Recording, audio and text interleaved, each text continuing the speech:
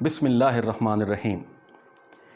جو زمانے میں ہمت نہ ہارے، اپنی تقدیر خود جو سنوارے، اس جہاں میں اسی کے ہمیشہ کامیابی قدم چومتی ہے۔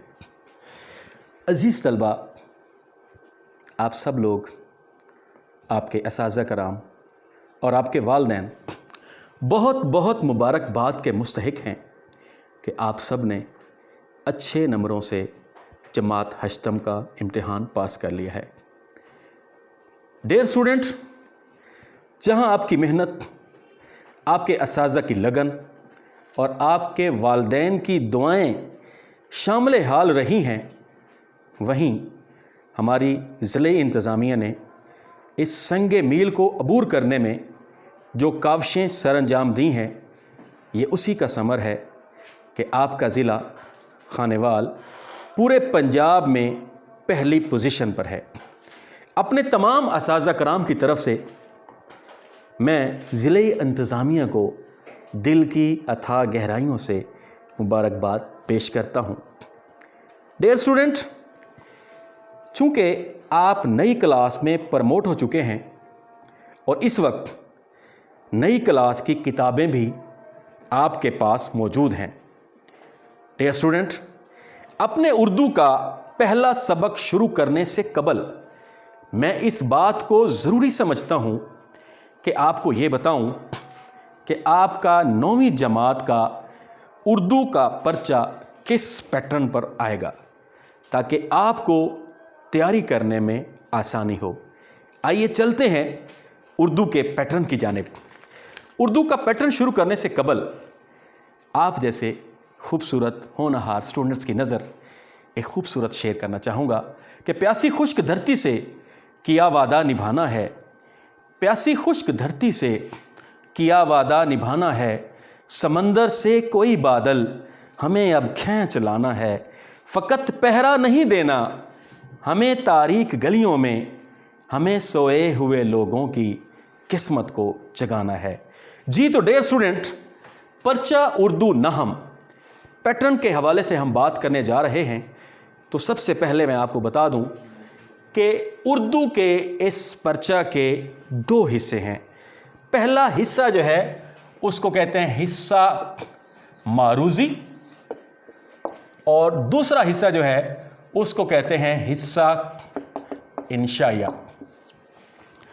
اب میں آپ کو بتاؤں کہ حصہ معروضی جو ہے وہ 15 نمبر پر مشتمل ہے۔ حصہ معروضی کے 15 نمبر ہیں اور اس کو حل کرنے کے لیے آپ کو دیے جائیں گے 20 منٹ۔ اس 20 منٹ میں آپ نے حصہ معروضی جو 15 نمبر پر مشتمل ہے اس کو حل کرنا ہے۔ اب سوال یہ پیدا ہوتا ہے کہ سر، معروضی کے پرچے میں کیا کیا چیزیں اہم ہیں، کیا کیا چیزیں ہیں جو ہمارے اس معروضی کے پرچے کا حصہ ہوں گی؟ بیٹا، آپ پہلی کلاس سے لے کر 8ویں کلاس تک چھوٹی کلاسز میں آپ کے اساتذہ کرام نے آپ نے پڑھا ہوگا واحد جمع مذکر مؤنث، واحد جمع مذکر مؤنث، الفاظ متضاد،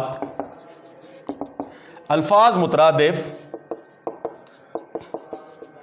سابقے، لاحقے، اعراب، یہ ساری چیزیں آپ کی معروضی کا حصہ ہوں گی۔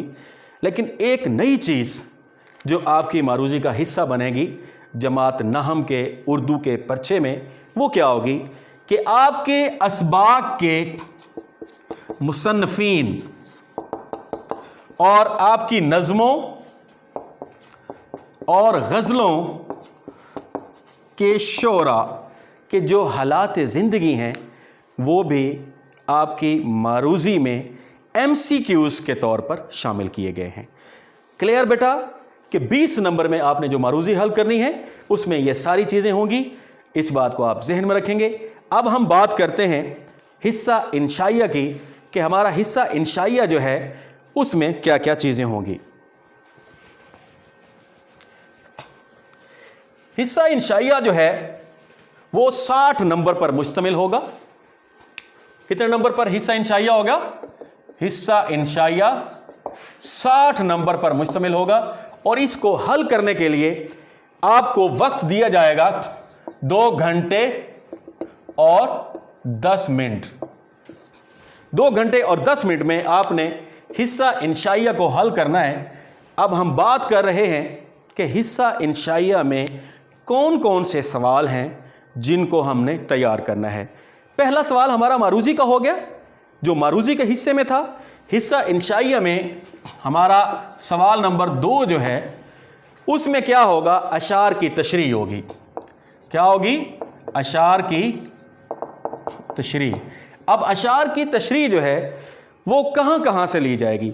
आपके सिलेबस में बेटा 4 नज़में हैं और 4 गज़लें हैं।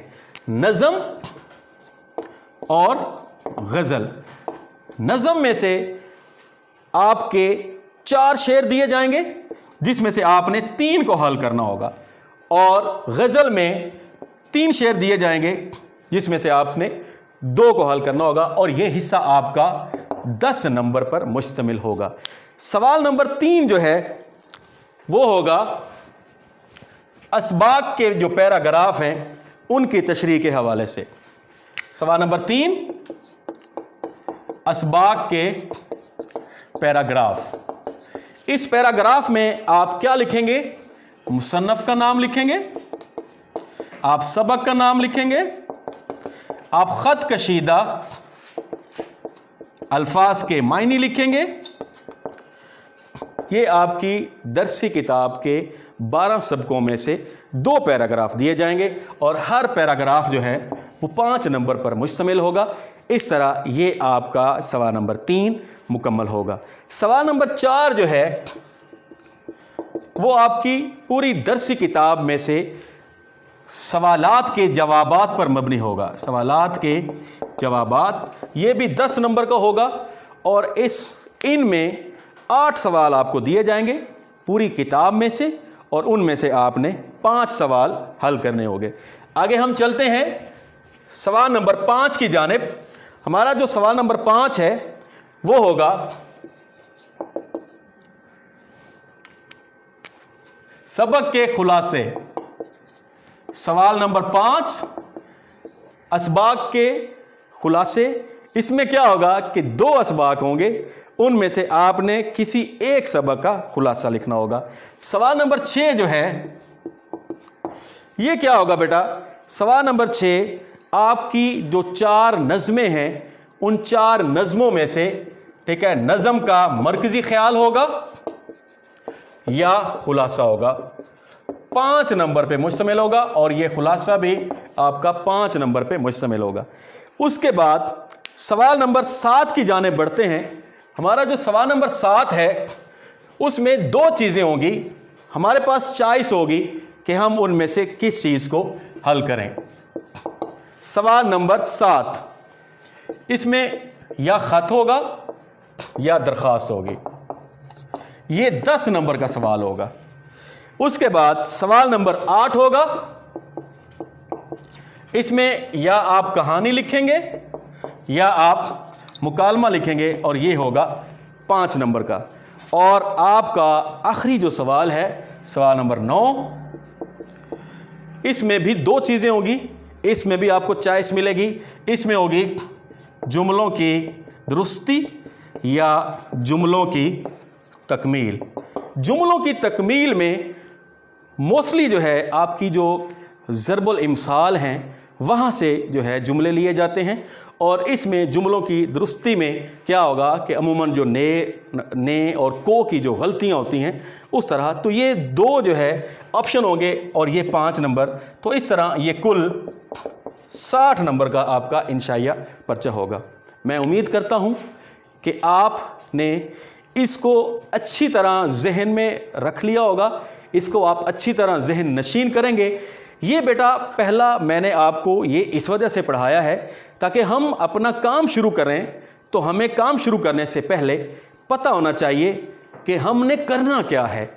उम्मीद करता हूँ कि आप इसको मुकम्मल करेंगे, आप इसको जहन में रखेंगे, और नेक्स्ट जो हमारा लेक्चर होगा, जो नेक्स्ट हमारी जो प्लानिंग होगी, वो हम सबक शुरू करेंगे और उसमें हम جیسے جیسے سوالات کے حوالے سے باتیں ہوں گی، سوالات کے حوالے سے جو اہم چیزیں ہوں گی وہ ہم آپ کو بتاتے جائیں گے تاکہ آپ اس کو اچھی طرح ذہن نشین کر لیں۔ اسی کے ساتھ ہی میں آپ سے اجازت چاہتا ہوں اور ایک پیغام کے ساتھ امید کرتا ہوں کہ آپ گھر میں رہیں گے، آپ محفوظ رہیں گے، کیونکہ اگر آپ محفوظ ہوں گے تو ہمارا پاکستان بھی محفوظ ہوگا اور آپ ہی کے دم سے ہماری شان ہے، ہماری عزت ہے۔ اسی کے ساتھ ہی اجازت چاہتا ہوں۔ پاکستان زندہ باد۔ اللہ حافظ۔